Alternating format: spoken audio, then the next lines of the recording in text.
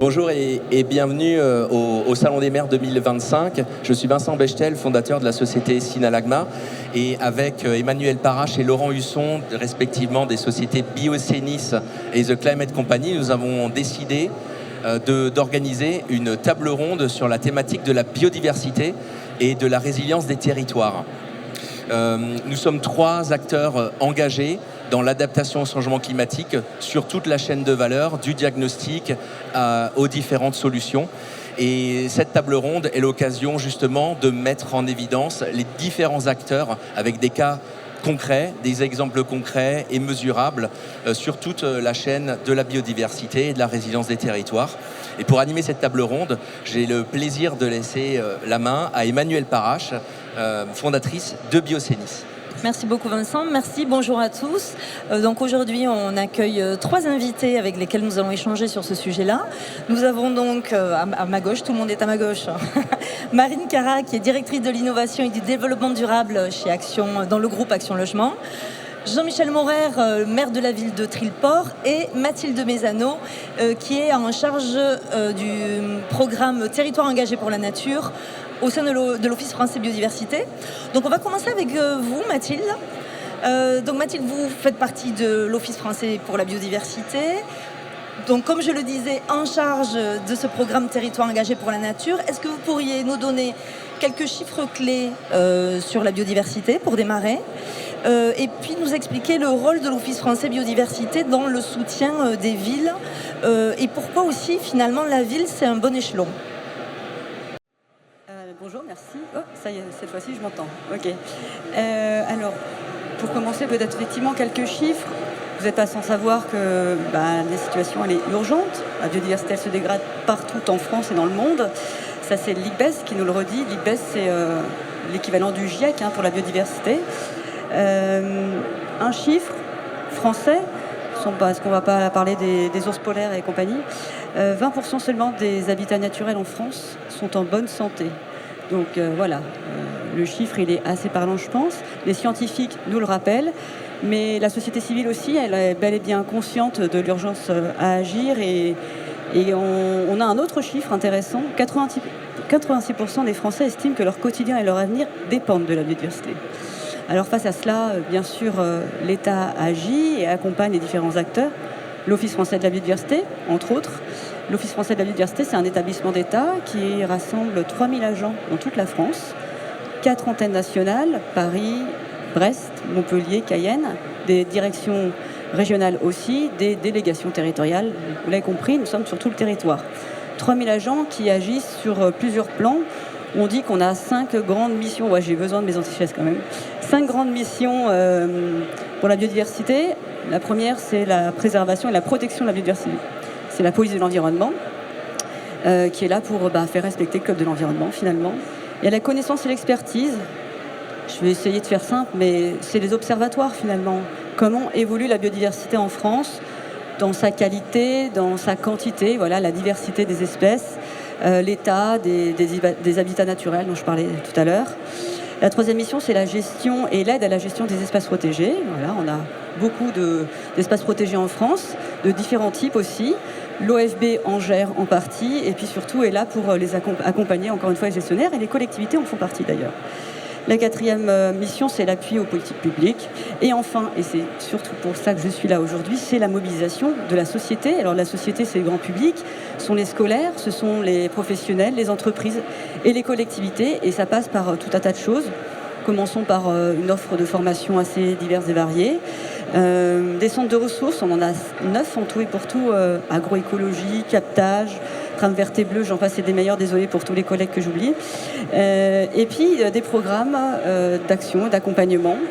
Et c'est là que je peux vous parler peut-être de 2. Il y en a 2 auxquels je tiens particulièrement. Il y a pour commencer, et d'ailleurs la commune qui est juste à côté de moi, sans voler le punch, en fait partie, ce sont les atlas de la biodiversité communale. Ça, c'est un appel à projet qui aide les collectivités à connaître davantage leur territoire, voilà, faire des inventaires de biodiversité pour connaître leur état, les présences-absences de certaines espèces, en dégager peut-être des cartes à enjeux.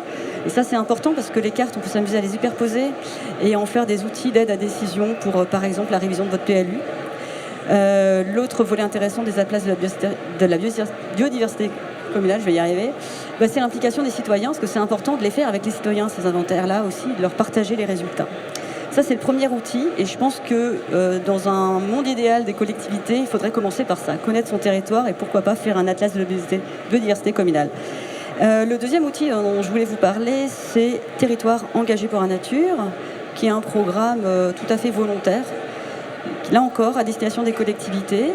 Le but, c'est d'encourager les collectivités et les accompagner à agir de manière en faveur de la biodiversité finalement. Donc ça dure 3 ans et ça commence par présenter un plan d'action à l'agence régionale de la biodiversité de votre région respective. Alors les agences régionales de la biodiversité, c'est pas uniquement l'OFB, c'est aussi et surtout les régions, l'ADREA, les agences de l'eau aussi. Et donc au sein de ces agences, il y a une animatrice, je dis une parce que la plupart ce sont des femmes, c'est comme ça. Et l'animatrice, c'est quelqu'un qui a un profil d'ingénieur écologue, il va pouvoir vous aider à voir, ok, vous avez un plan d'action, vers qui vous pouvez vous tourner pour réaliser ces actions, que ce soit un bureau d'études, une association locale.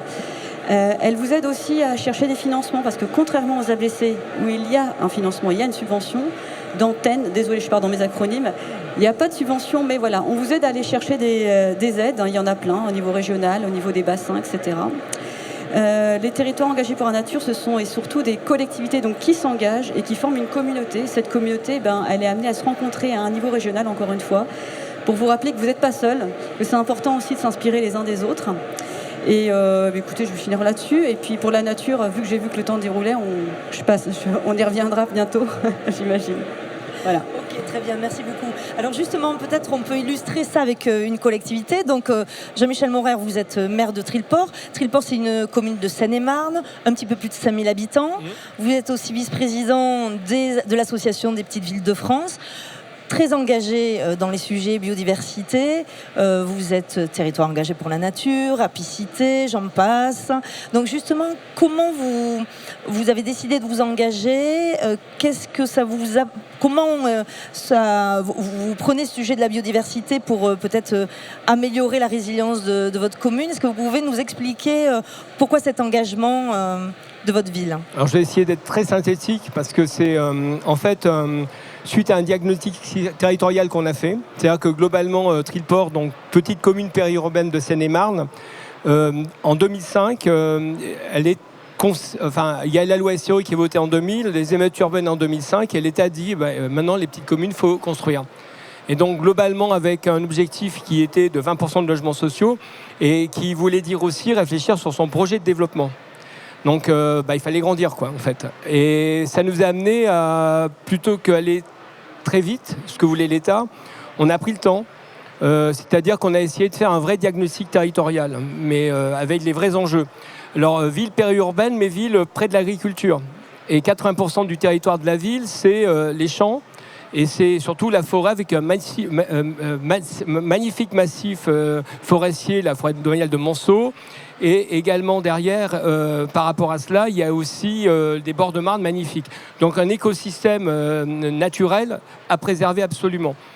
Ce diagnostic, on a pris le temps de le faire. Et donc globalement, on a embarqué avec nous une quarantaine d'acteurs du territoire, mais pas que sur l'environnement, sur le fait de bâtir, le fait aussi de préserver le lien social, etc., pour avoir un vrai projet de territoire. Et on est parti sur 3 orientations. Premièrement, ne pas étendre la ville, rester sur une ville courte distance, une ville compacte. On était déjà dans la ville du quart d'heure sur le fait. Point 2, c'était également reconstruire la ville sur la ville, plutôt que... Alors que c'était beaucoup plus compliqué par rapport à cela. Et le point 3, c'était faire effectivement gérer au mieux la ressource eau, puisque on avait le sentiment aussi que la gestion eau est une ressource précieuse à préserver. À partir de là, on a monté un projet. On a postulé un appel à projet région au niveau Île-de-France qui s'appelait Nouveau Quartier Urbain, qui était plutôt dimensionné pour les villes de 100, 150 000, etc. Nous, on avait moins de 5 000 habitants. Et c'est vrai qu'on avait quand même une démarche assez originale, puisque globalement, on s'est positionné directement sur les écoquartiers. Et à l'époque, quand je vous parle de ça en 2008-2009, les écoquartiers, ça parlait pas forcément à tout le monde. Et pourquoi on a parlé des écoquartiers? Parce qu'on voulait reconstruire la ville sur la ville et on voulait mettre les habitants à côté de la gare, parce qu'on a une gare SNCF, et surtout préserver l'agriculture, préserver les espaces naturels. Et on a enclenché.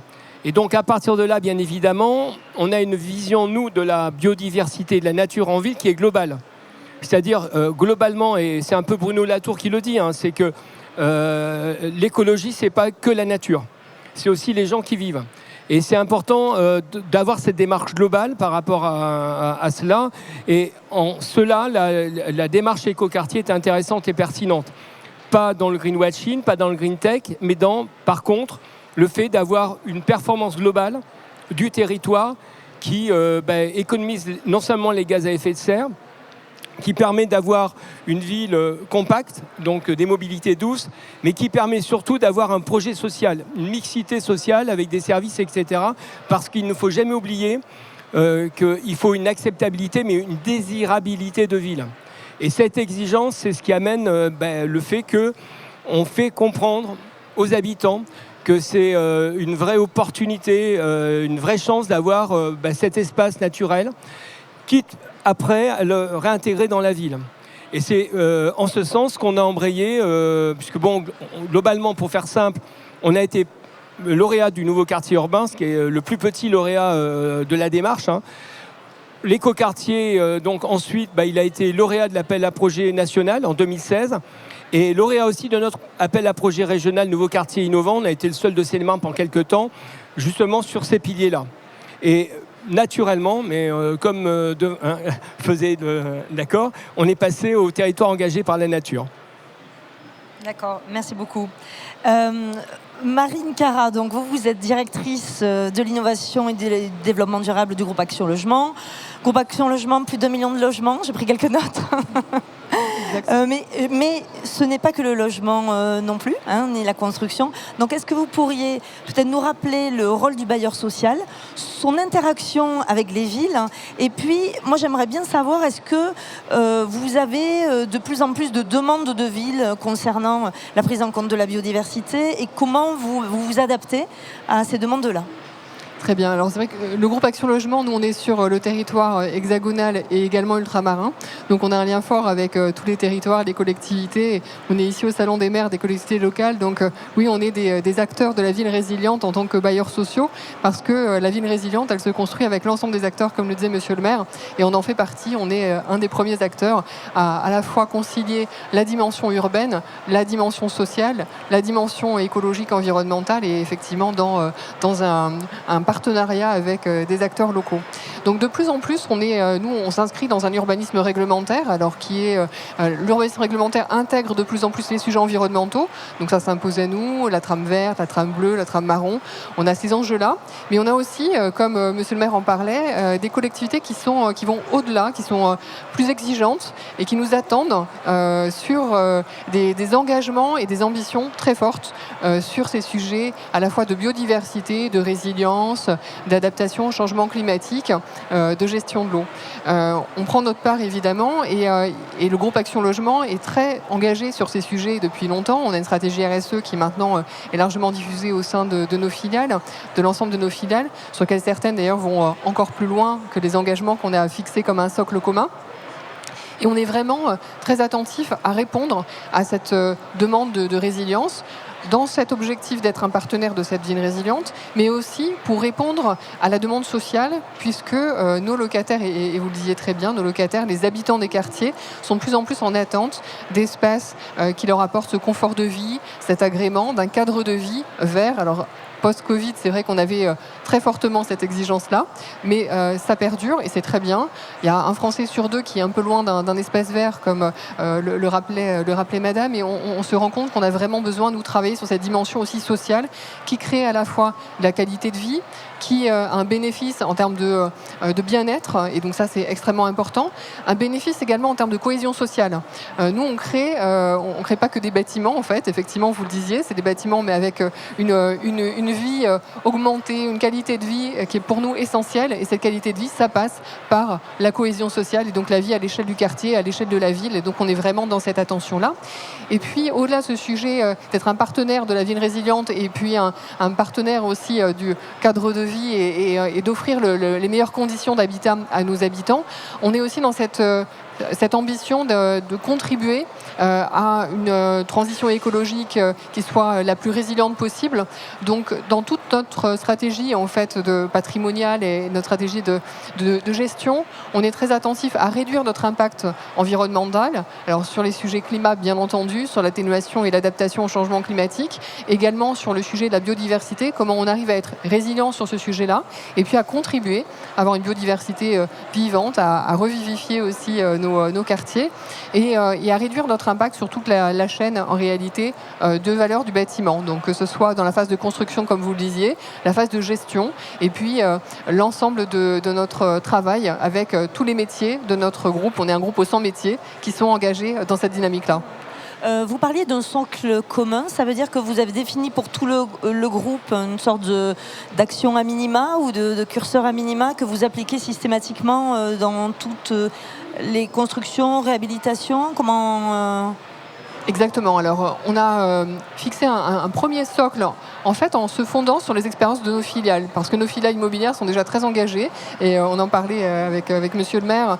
Notre filiale 3F avait déjà mené des beaux projets sur cette commune, mais toutes nos filiales mènent beaucoup de projets et d'actions très volontaristes sur le sujet. Donc, en fait, dans une approche de co-construction, on a fixé un socle commun qui maintenant est bien connu au sein du groupe et qui nous permet de décliner un plan d'action qu'on affine avec elle, des indicateurs qui nous permettent de suivre cette mise en œuvre de ce plan d'action et qu'on anime avec une communauté de référents qui sont très dynamiques et qui sont des relais en fait au sein de chacune de nos filiales sur ces sujets-là, ce qui nous permet en fait à chaque fois d'être en amélioration continue, de viser la régénération, de viser des bénéfices écosystémiques, puisqu'on le sait, la biodiversité c'est vraiment un investissement dans la santé, c'est un investissement dans le cadre de vie et un investissement évidemment pour nous, pour les habitants. Donc c'est pas un coût pour nous, c'est vraiment un investissement, une ambition très forte parce qu'on a des retours et des bénéfices écosystémiques.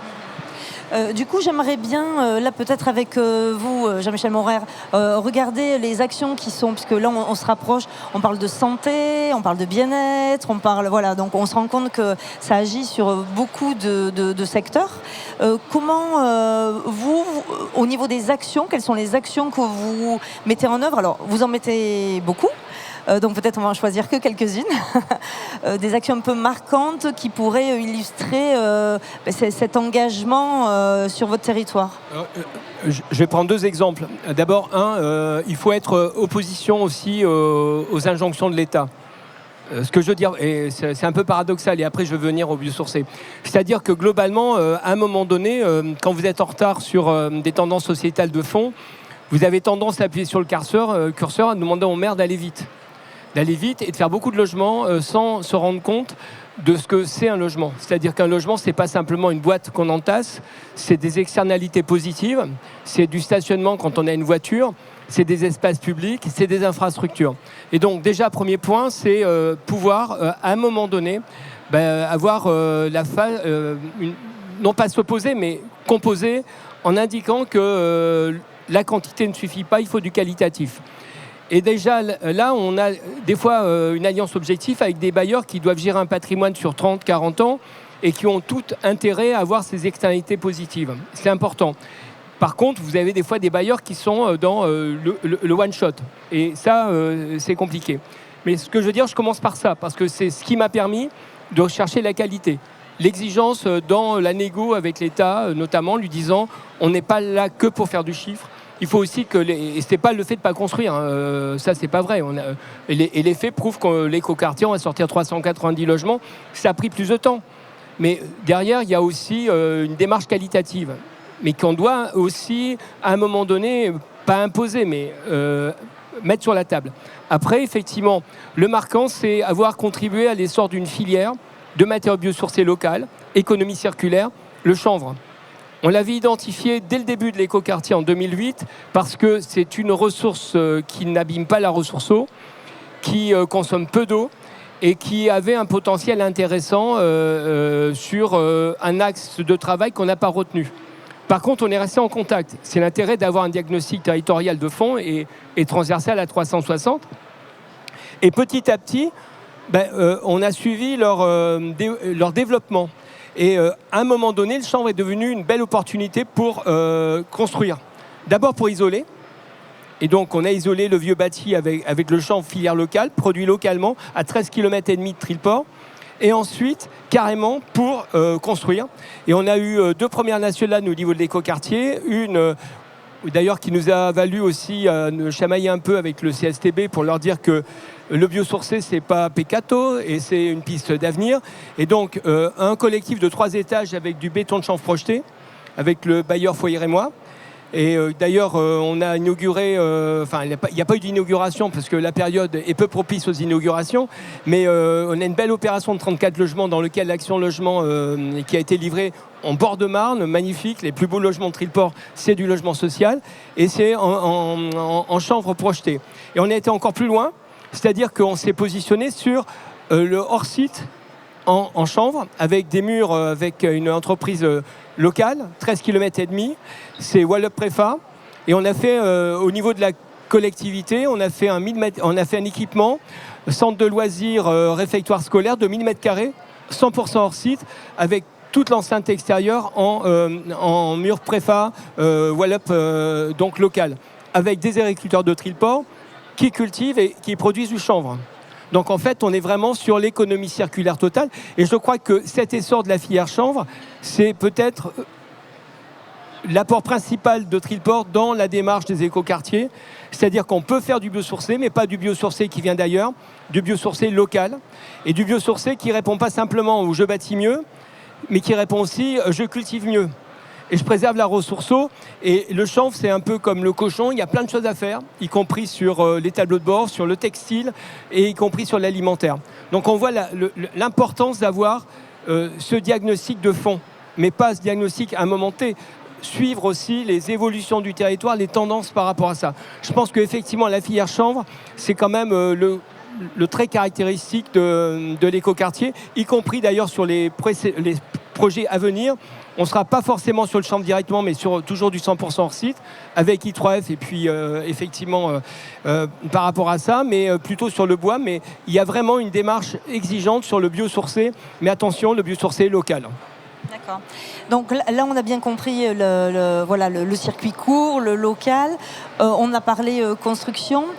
Vous êtes territoire engagé pour la nature, donc il y a aussi un certain autre nombre d'actions qui sont mises en œuvre plus directement, peut-être pour les citoyens. Est-ce que vous pouvez nous donner un exemple? Et puis après, Mathilde Besano pourra compléter aussi sur différentes villes ce qui se fait. Moi, je vais insister sur l'ABC de la biodiversité, parce que effectivement, en fait, si vous voulez, dans ce type de dispositif, il ne faut pas les empiler comme on empile des couches de vêtements. Je crois que l'important, c'est d'amener du sens à ce qu'on fait. Et d'amener du sens à ce qu'on fait, c'est dans le temps, aujourd'hui, mais demain. Et c'est vrai que l'ABC de la biodiversité, qui a l'air un peu ovni, c'est une cartographie de la faune et de la flore. On prend Bruno Latour sur tout ce qui est écosphère, etc. Et qui aussi fait dialoguer les habitants et de leur territoire.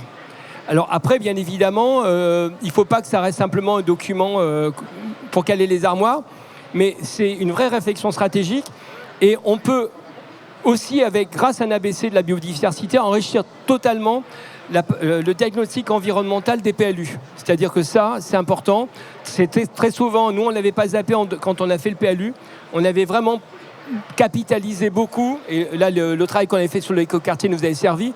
Mais je pense que l'ABC de la biodiversité, y compris dans une logique PLU, c'est un outil important, c'est le fondement qui nous montre les fragilités, qui nous montre les potentialités et qui nous montre aussi des signaux sur lesquels on peut influer réellement dans le temps sur le territoire. Ok, merci beaucoup. Alors justement, si on rebondit sur l'ABC, j'imagine que les ABC qui sont fournis par les collectivités améliorent la connaissance de l'OFB en général sur la biodiversité et nourrissent les observatoires régionaux. Donc meilleure connaissance dit meilleure mise en place d'actions, meilleure prise en compte des enjeux. Est-ce que au-delà des ABC de la biodiversité, vous avez quelques exemples d'actions un peu marquantes qui sont mises en place? Est-ce qu'on peut aussi dire qu'il y a des actions qui sont plus petites villes, grandes villes? Est-ce que vous avez remarqué ce genre de choses, des typologies différentes? Il y a plein de questions en une seule prise de parole. C'est ça. C'est ma marque de fabrique. Ouais, alors vous l'avez compris, je pense que la première des choses, c'est de connaître son territoire. Alors il y a les atlas de la biodiversité communale, voilà, c'est un appel à projet, on subventionne jusqu'à 80% des dépenses prévues dans le cadre du projet quand même, donc c'est pas rien. Mais il y a beaucoup d'autres outils. Je pense notamment même dans le cadre des PCAET, des cartographies même des îlots de chaleur, etc. Enfin voilà, il y a plein de façons en fait de connaître son territoire. Donc ça c'est la première des choses, parce qu'en fait autrement, si on connaît mal son territoire, on va sans doute peut-être même mal agir finalement, malgré soi. Donc ça c'est la première des choses, et je pense que tout le monde l'a bien compris, et ça concerne toutes les échelles de territoire, parce que les ABC, ça marche au niveau d'une commune, mais ça marche aussi à l'échelle intercommunale, bien évidemment aussi. Tout comme il faut savoir que 2 communes voisines peuvent aussi s'allier pour faire un ABC. Donc voilà, toutes les configurations presque marchent. Et alors, est-ce que l'ABC est subventionné ? Oui, tout à fait. D'accord. Comme je disais, jusqu'à 80%. L'OSB finance jusqu'à 80% des dépenses. C'est vraiment pas anodin.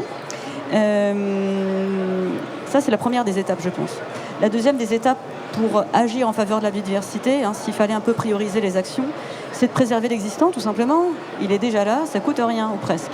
Mais pour ça demande quand même une certaine volonté politique, importante.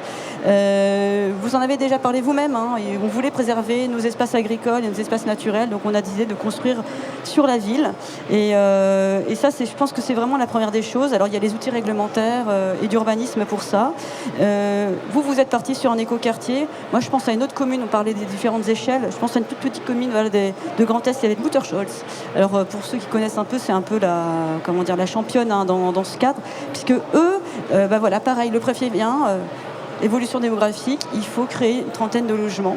Et bien eux, ce qu'ils ont fait comme diagnostic, c'est qu'est-ce qu'on a comme logement vacant sur notre territoire. Voilà.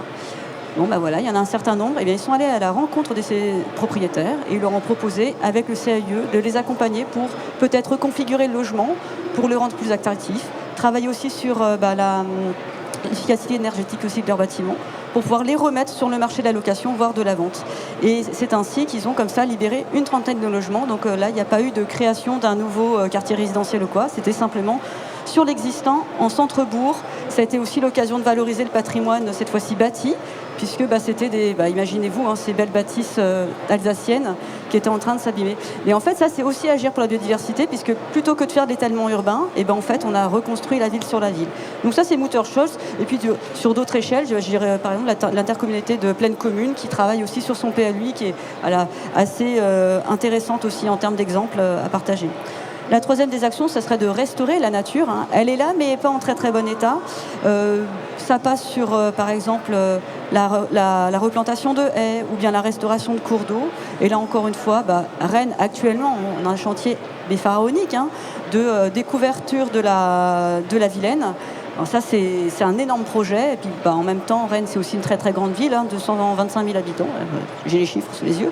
Mais j'ai aussi une toute petite commune comme Saint-Martin-d'Auxigny, en centre Val-de-Loire, où il a été question de reméandrer un cours d'eau. Puis on en a profité aussi pour créer une zone d'expansion de crue, parce qu'au-delà de l'enjeu du paysage bucolique et bien sûr des continuités écologiques, il y avait le sujet de la préservation, la prévention des inondations, des risques d'inondation. Et un dernier exemple, cette fois-ci, c'est de créer de nouveaux espaces de biodiversité, de bonnes conditions aussi pour la biodiversité. Et ça passe par la nature en ville, vous m'en parliez tout à l'heure. Les plans canopés, et là on en voit à toute échelle de collectivité.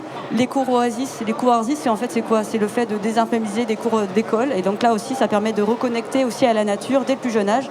Et là, j'ai plein d'exemples. Montbazin, 2500 habitants en Occitanie, mais toutes les grandes villes de France aussi s'y sont lancées. Et puisqu'on parlait de tout à l'heure, notamment précisément sur cette action, les agences de l'eau sont aussi très très intéressées à financer ce genre d'action, puisqu'on parle là encore de la gestion des eaux pluviales et donc de l'eau d'une certaine façon. Voilà.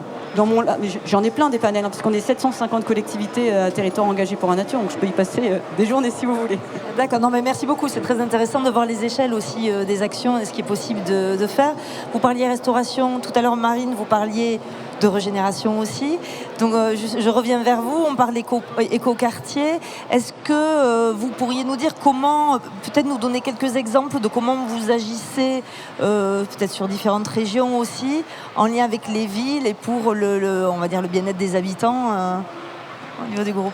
Alors en fait, on intervient sur toute la chaîne de valeur. C'est-à-dire que dès le foncier, on a une stratégie de sobriété foncière pour essayer d'artificialiser le moins possible, donc de reconstruire la ville sur la ville. Et c'est vrai que c'est une première action sur laquelle on a développé une foncière de transformation immobilière qui en fait reconvertit des actifs de bureaux en les transformant en logement.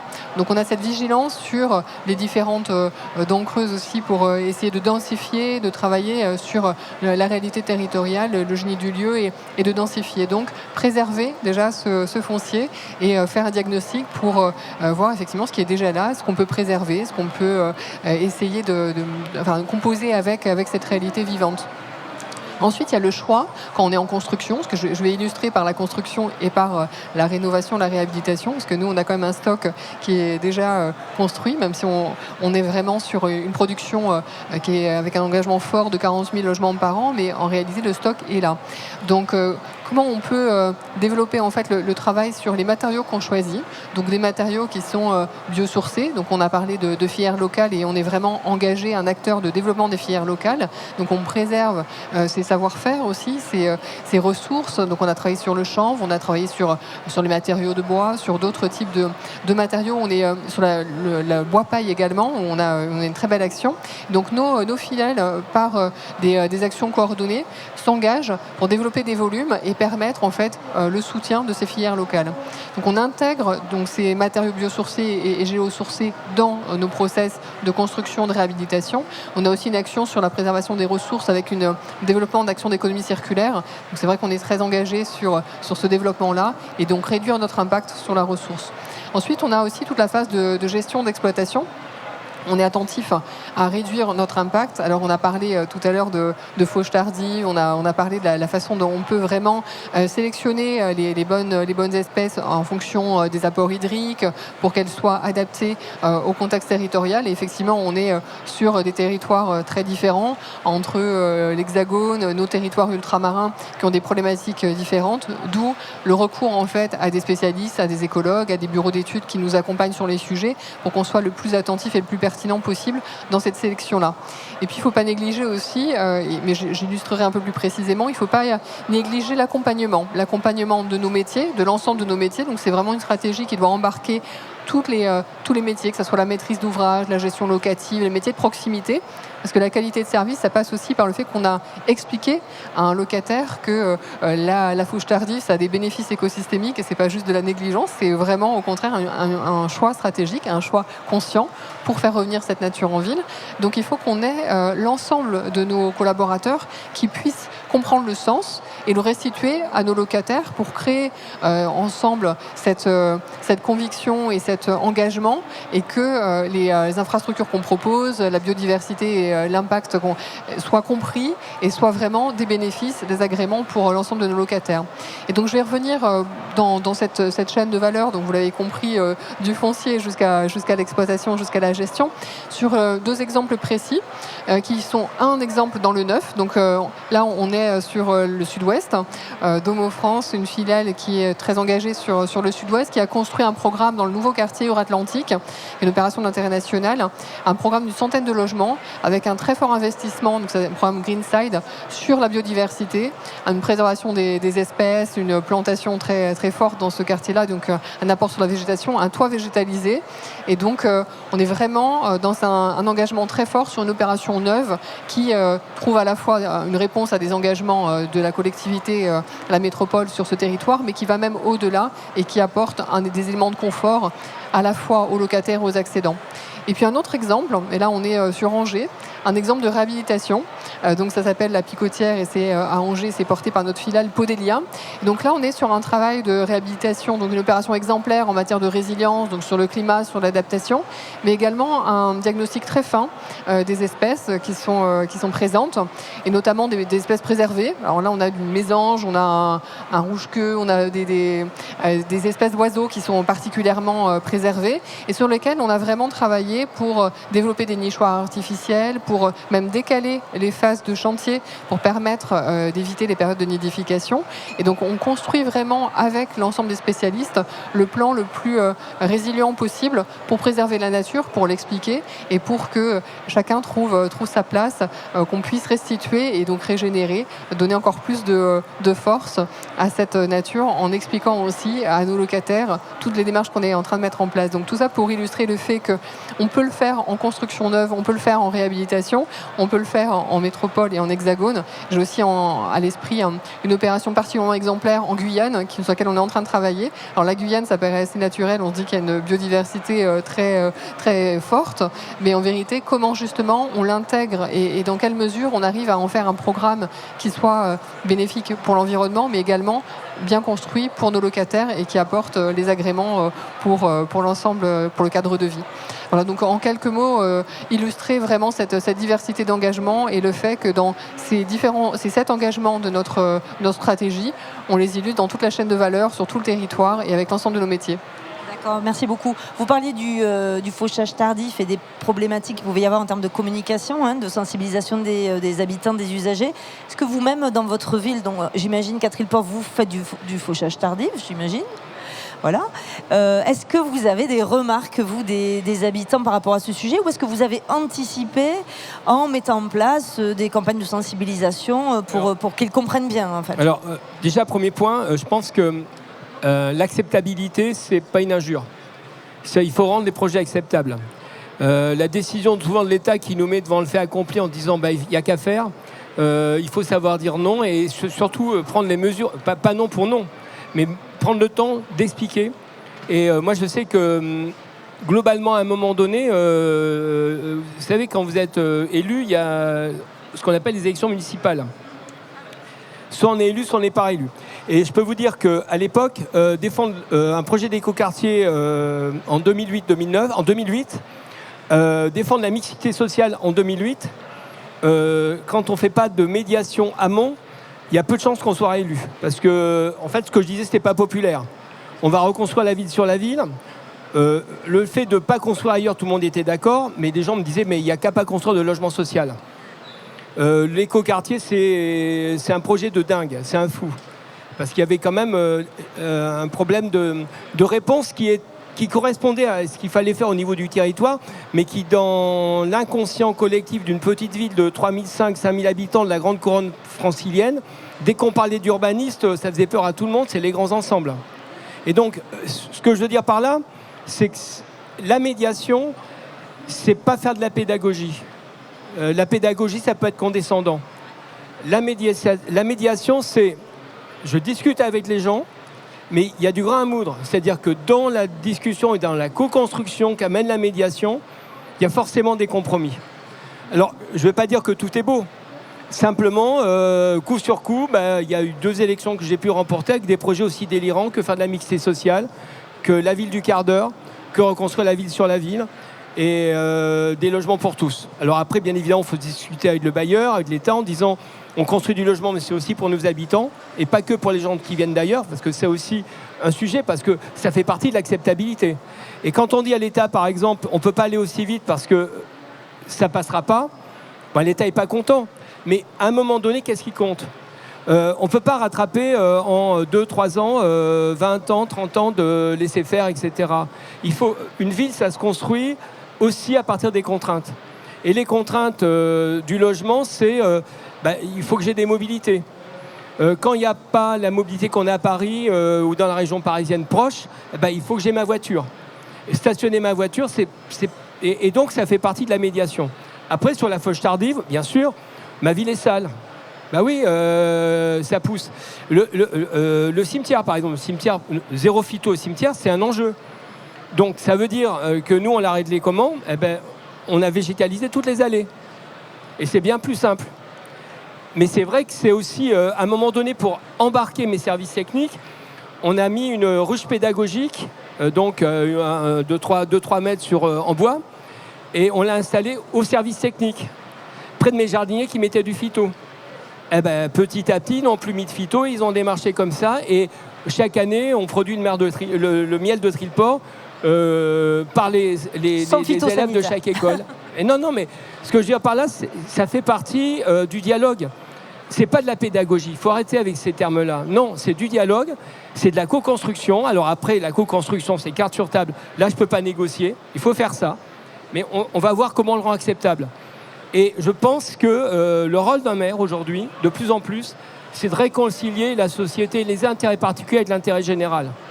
Mais imposer l'intérêt général aux intérêts particuliers quand on l'impose, c'est pas comme ça qu'on réussit. Et on a une société suffisamment abîmée pour ne pas rajouter du désordre au désordre. Et le rôle de cohésion sociale, il est, pour moi, indissociable du rôle environnemental. L'écologie, c'est pas que la nature, la forêt, les animaux, et c'est aussi l'humain. Et il faut qu'ils dialoguent et les uns et les autres. Et c'est pour ça que l'ABC de la biodiversité, ça fait partie aussi du décor. Très bien, donc il faut embarquer tout le monde. Alors oui, vous voulez rebondir, Mathilde, sur le sujet ? Oui, parce que la conduite du changement, c'est quand même quelque chose qui frotte un peu. Les changements transformateurs, ça ne se fait pas du jour au lendemain. Vous avez parlé des atlas de la biodiversité, ils sont vraiment, c'est leur moment. Mais c'est vrai que les ABC, je le disais tout à l'heure, c'est important d'impliquer la population. Ils peuvent participer aux inventaires. Ils peuvent voir de eux-mêmes, effectivement, les diversités qu'il y a sur leur territoire, qu'est-ce qu'il y a à protéger, qu'est-ce qu'il y a à favoriser, etc. Et ça marche aussi avec des groupes scolaires. Vous pouvez embarquer des élèves là-dessus. Vous pouvez embarquer vos équipes techniques. Dans une autre vie, j'étais en collectivité et les agents des espaces verts faisaient aussi les inventaires et de eux-mêmes, ils ont pu voir l'évolution avant ou après des produits phyto. Donc voilà. Dans d'autres sujets, pareil, sur la conduite du changement qui ne sont pas évidents, on parle notamment de la lutte contre la pollution lumineuse.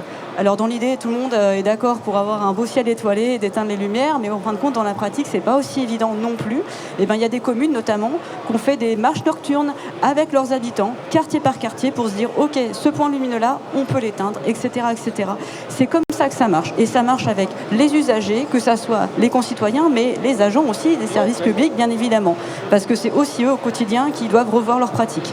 Voilà, c'était le petit exemple que je voulais partager. Ok, donc en résumé, si je dois retenir grosso modo des actions simples, ça va être l'ABC quand même. Je vois qu'il a effectivement, comme vous le disiez, c'est son moment. Donc toutes les communes peuvent mettre en place un ABC. La pollution lumineuse, vous avez raison de le rappeler, c'est quelque chose qui est très simple à mettre en œuvre en fait, d'éteindre les lumières, en fait, sur lequel agir en fait, voilà.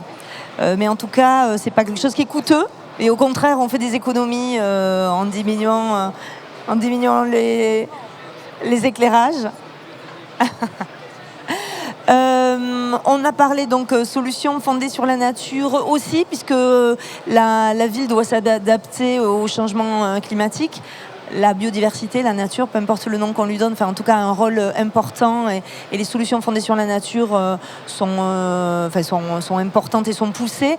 Juste pour finir, est-ce que vous pouvez nous donner quelques exemples de solutions fondées sur la nature qui pourraient être utilisées par les collectivités pour s'engager ? Alors déjà, on va définir les solutions fondées sur la nature. Allez-y. Parce que c'est un petit peu techno comme terme. C'est simplement le fait de s'appuyer sur la biodiversité, sur la nature, pour résoudre et répondre aux défis aujourd'hui du changement climatique.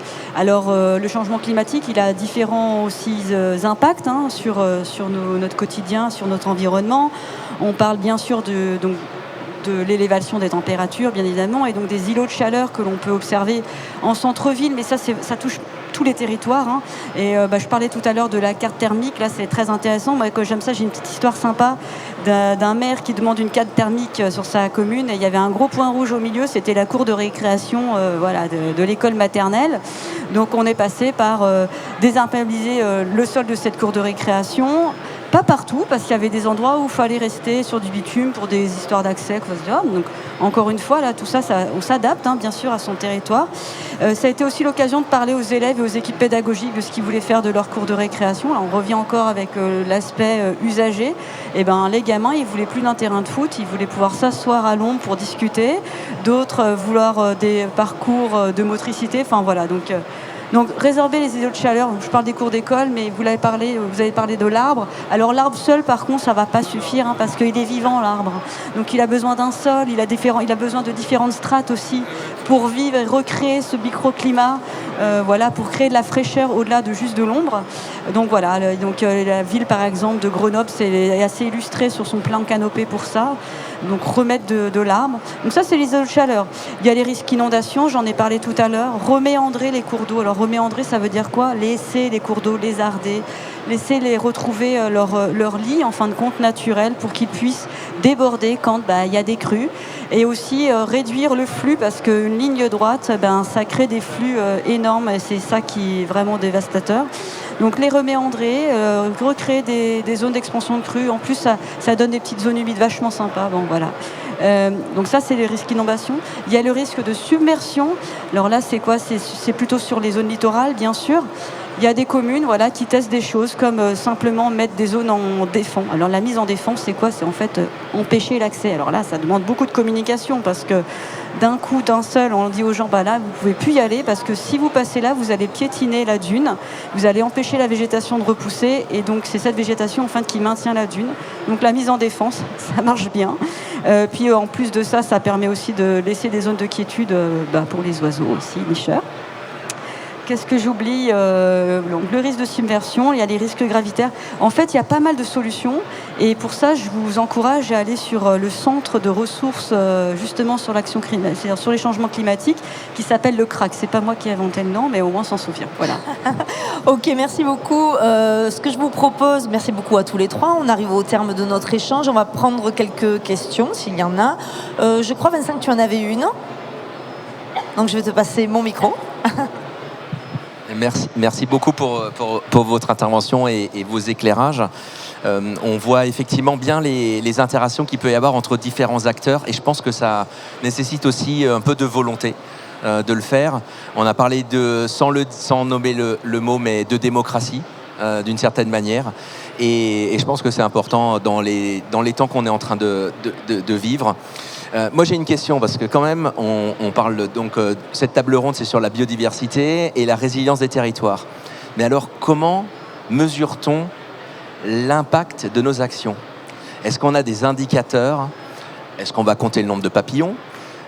Comment on peut mesurer ce qu'on fait? Parce que d'une certaine manière ça peut aussi donner un peu de sens et de visibilité aux différents acteurs et parties prenantes comme on les appelle. Merci. Alors, la réponse, elle appelle à l'humilité parce que l'intérêt d'être un vieil élu, c'est qu'on voit les modes passer. Et dès le départ sur l'écoquartier, l'ambition, c'était pas faire du greenwashing, pas du green tech, d'aller très loin. À l'époque, on parlait beaucoup de passive house, mais la passive house, c'est pas forcément le plus épanouissant pour l'habitant. Et donc, en fait, on ne va pas faire l'indice de richesse humaine, l'IRH, parce que c'est un indice aussi, un indicateur. Mais ce que je veux dire par là, pour l'écoquartier, l'idée, c'était quoi? C'était d'avoir, dans tous les usages de la ville, la consommation, quand on faisait la sommation, d'avoir un écoquartier qui soit le plus sobre possible, avec une analyse du coût global sur les matériaux, avec aussi la réflexion de rapprocher l'habitat, de la mobilité près d'une gare, avec le fait aussi d'avoir une réponse pour toutes les générations, pour avoir un écosystème qui fasse société. Et en fait, la problématique derrière, c'est qu'on ne peut pas voir... vous savez, dans les indicateurs, il y a deux choses. Il y a la moyenne et il y a l'écart type. Et on a trop souvent travaillé avec la moyenne, alors que le plus important, c'est l'écart type. On l'applique aux mobilités, on l'applique à la biodiversité. Et après, c'est à des moments donnés, avoir un sourcing, et on parlait d'observatoire, sur les tendances de fait. C'est-à-dire au jour d'aujourd'hui, on sait très bien qu'on est dans la région du globe qui va le plus subir le réchauffement climatique. Pourquoi? Parce qu'on a été les plus épargnés jusqu'à présent. Et qu'à partir de là, les choix qu'on va faire, il faut aussi les éclairer avec ce regard. Je me rappelle d'un dialogue entre deux personnes, le CAUE 77 avec le spécialiste des bois du CAUE 77 et Seine-et-Marne Environnement sur le choix des essences d'arbres. Et Seine-et-Marne Environnement me disait non, il faut prendre les essences indigènes. Et la personne du CAUE dit mais non, mais il y a le réchauffement climatique, le hêtre il va avoir un problème, etc. Donc on voit bien que les indicateurs à manier avec humilité, précaution. Et travailler plutôt les écarts types que les moyennes et travailler toute une batterie d'indicateurs qui n'oublient personne dans la biosphère, y compris les humains. Et ce qui m'amène aussi à dire qu'il faut être exigeant dans la qualitative par rapport aux habitants. Et là, je pense que le bailleur va forcément rebondir sur cette logique. Le bailleur va rebondir, le bailleur rebondit, en effet. Moi, je suis entièrement d'accord avec la posture d'humilité sur les indicateurs. Alors, il en existe, hein, on est le CBS, on a beaucoup d'indicateurs sur la biodiversité, même si justement, il n'y en a pas un qui fait consensus. Mais en vérité, je pense qu'il y a cette dimension de performance globale, de ROI social, donc comment on peut mesurer le bénéfice, parce que la biodiversité, c'est une sorte d'infrastructure un peu invisible, mais qui a des bénéfices qui sont bien visibles sur le changement climatique, donc sur le confort, sur la cohésion sociale, sur la santé. Et donc, tous ces sur la gestion de l'eau, tous ces indicateurs-là, en vérité, il faudrait réussir à les ajouter dans un tableau d'opération en termes d'équilibre, parce que je pense que c'est ce qui fait la richesse. Pour moi, c'est vraiment un investissement majeur et une création de valeur importante qu'il faudrait mieux mesurer, en fait. Excusez-moi, je veux simplement dire quelque chose. Il y a quelqu'un qui s'appelle Olivier Amand, qui a fait l'évidence de la robustesse. C'est-à-dire quoi ? On a une société qui s'est basée sur la performance, sur les indicateurs de performance. L'importance aujourd'hui, c'est d'être robuste et résilient. Et donc, sur les notions d'indicateurs, il faut être plus que humble. Il faut savoir ce qu'ils vont spécifier. Est-ce qu'ils vont spécifier la performance, et là, il faut s'en méfier, ou est-ce qu'ils vont spécifier la résilience ? Olivier Amand. Merci beaucoup pour cette citation d'Olivier Amand, qui serait d'accord avec vous. Est-ce qu'on a d'autres questions sur ce sujet, des points à creuser ? Bon, je pense pas.